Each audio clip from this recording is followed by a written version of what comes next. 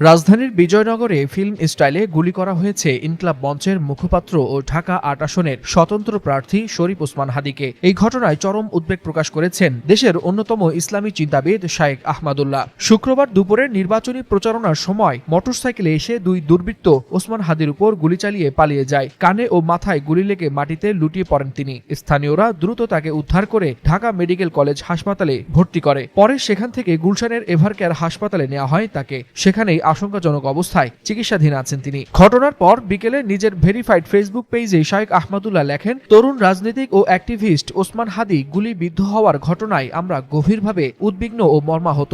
আল্লাহ তাকে সুস্থভাবে আমাদের মাঝে ফিরিয়ে দিন। ওসমান হাদীর উপর এই ভয়াবহ হামলার পর উত্তাপ আরো বেড়েছে রাজনৈতিক অঙ্গনে। ফলে নিরাপত্তা পরিস্থিতি নিয়ে নতুন করে প্রশ্ন উঠছে বিভিন্ন মহলে।